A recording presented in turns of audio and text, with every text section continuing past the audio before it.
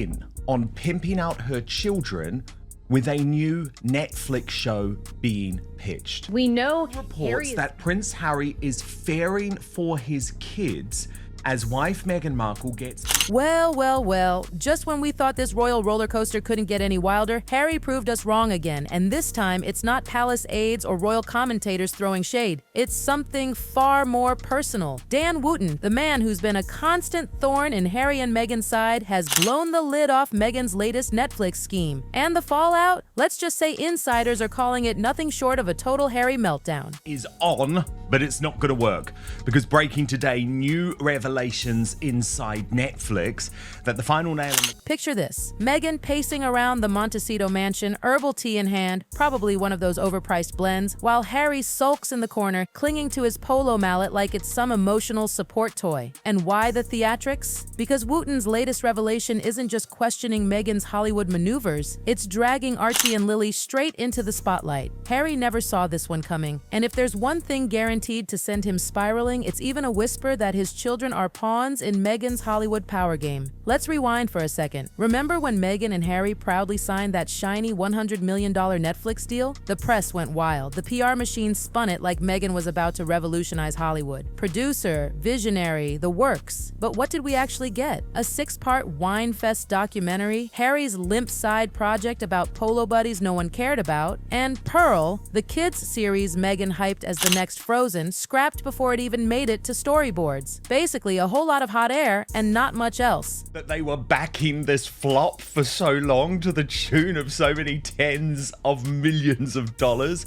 Yes, Netflix, proud distributor of With Love Meghan, is only staying sweet with the Sussexes. Now, Netflix execs aren't fools. They want a return on their massive investment, and whispers have been flying for months that the streaming giant is running out of patience. Meghan, sensing the heat, allegedly started pushing for more intimate content. Stuff you can't fake, can't buy, only leak. Enter Dan Wootton, stage right, with the bombshell. Meghan's latest pitch circled around none other than Archie and Lili. Yep, the same kids Harry swore would never be used as pawns. Suddenly, Netflix's golden goose? Their children. Meghan Markle thought that she was being very clever by pimping out her children yet again on Labor Day in a failed stunt to try and boost one of the biggest flops in entertainment history, With Love Meghan. According to Wootton's sources, Meghan didn't walk in pitching cooking shows. She didn't resurrect Pearl 2.0, and she didn't even suggest more royal life moaning. No, this was about the kids, exclusive access, private family moments, the exact kind of stuff that turns casual viewers into subscribers hooked on voyeurism. Meghan's so-called master plan wasn't about creativity. It was about cashing in on the 2 children she and Harry promised to shield, and guess what? That revelation sent Harry straight into a tailspin. Because here's the brutal irony. Harry has built his entire persona on being the protector, the man raging against paparazzi,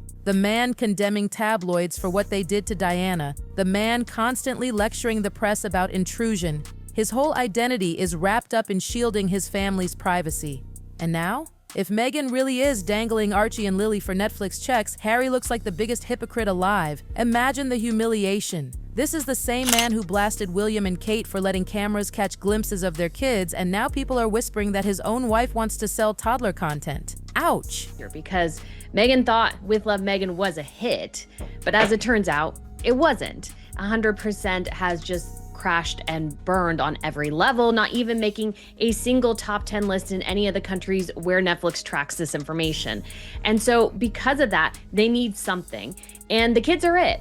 The kids and the royal drama are it. That's the only... And Hollywood noticed. Insiders claim Netflix execs weren't exactly thrilled by Meghan's pitch. Some even squirmed in their seats as she floated the idea, fully aware that pulling children into the spotlight screams desperation. But the real kicker? The rumor alone was enough to send shockwaves, because once Wootton got wind of it, he dropped it live on air like a grenade, painting Meghan as ruthless and Harry as weak. The fallout was instant. Twitter went into overdrive. Hashtags about selling the kids trended. British tabloids had a field day. Headlines screamed Meghan had crossed the ultimate line. Even neutral voices started asking awkward questions. If privacy is so sacred, why let Netflix cameras in? If Harry hates the press so much, why bait them with his kids? And if Meghan is really about authentic storytelling, why does every story circle back to exploiting royal connections? Or now her children. Inside Montecito, chaos. Sources say Harry lost it, yelling betrayal, smashing his phone on the desk, accusing palace insiders of feeding Wootton the scoop. Meghan, meanwhile, was cool as ever, brushing it off as jealous rivals trying to wreck her career. But make no mistake, Harry's rage wasn't just about the press, it was directed at Meghan too. Because deep down, he wasn't sure if she did float the idea, and that's what terrified him most. Have never felt the need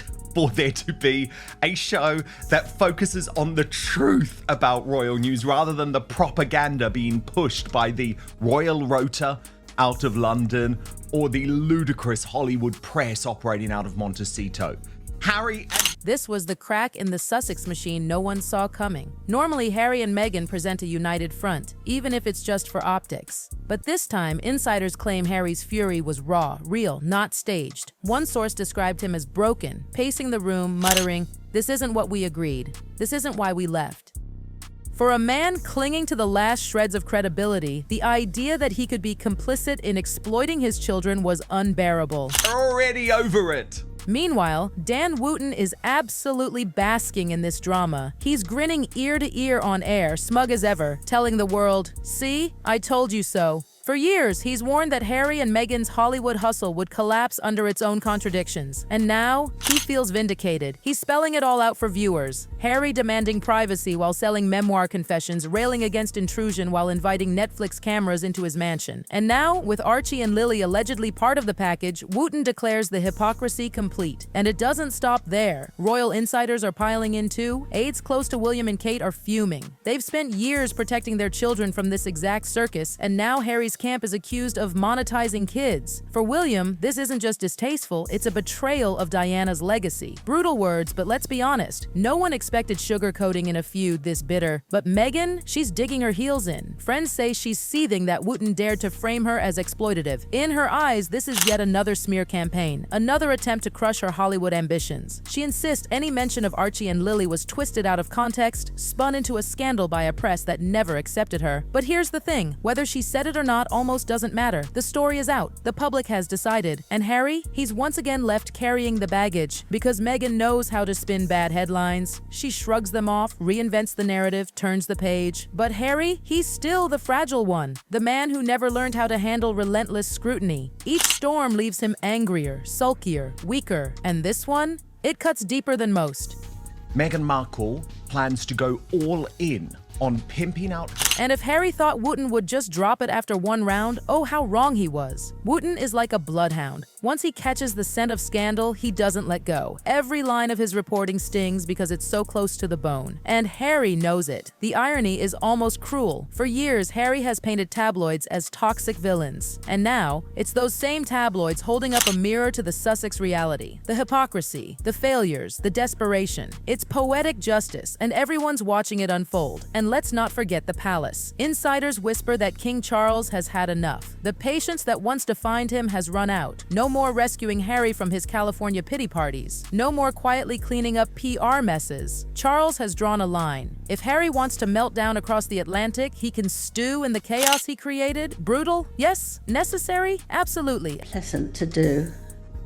And the thing is, Angela, this is clearly taking a toll on William, who thought that he had finally moved away from all of this. And William, he's furious. He's been carefully playing the long game, polishing his image as the steady hand of the monarchy while Harry blows up bridges like it's his hobby. Nothing infuriates him more than seeing Archie and Lili dragged into messy comparisons with George, Charlotte, and Louis. For William, it's not just family pride, it's about dignity. His kids are raised in stability, privacy, with no Netflix pitches hanging over their heads, and now, seeing Harry and Meghan allegedly turning their children into bargaining chips, William's rage is simmering at boiling point. And Meghan, oh Meghan! While Harry's blowing up like an angry kettle, Meghan is already in spin mode. She's working her usual playbook, feeding select outlets with those carefully crafted anonymous quotes. Suddenly, the Sussex brand isn't about Netflix anymore. It's about meaningful projects and evolving visions. Please, we've seen this dance before. Spotify collapsed? That was a realignment. Netflix stumbles? That's an evolution translation. The deals are flopping, and Meghan's trying to slap a shiny label on the failure. failure, but the public isn't buying it anymore. Once upon a time, Meghan's word salads about empowerment fooled people. Now, audiences roll their eyes. Social media is flooded with mocking memes. One viral post joked, "Next week, Meghan will launch a reality show about baking organic bread with Archie, canceled after one episode." Savage? Yes, but it's exactly the ridicule Meghan can't stand, because her brand depends on being taken seriously. And right now, she looks less like Hollywood's humanitarian duchess and more like a failed influencer chasing clout. Harry's reaction, of course, is self-pity squared. Sources say he's convinced palace insiders orchestrated Wootton's expose to destroy him. In Harry's mind, it's always a conspiracy, always shadowy figures trying to silence him. But let's be real, Wootton didn't need palace leaks. The Sussexes' failures are written all over their contracts, their cancellations, their empty promises. Netflix doesn't care about royal rivalries, they care about subscribers,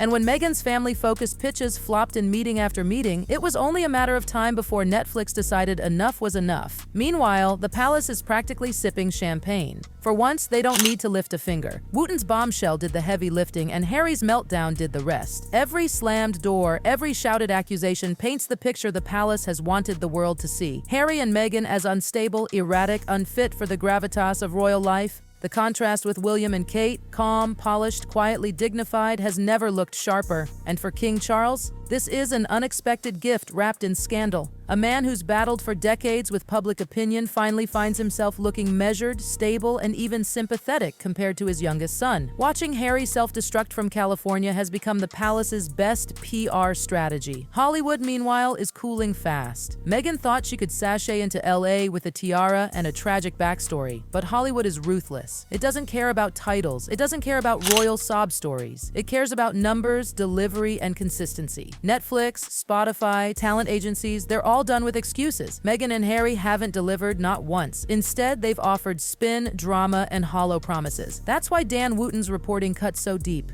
This wasn't just gossip.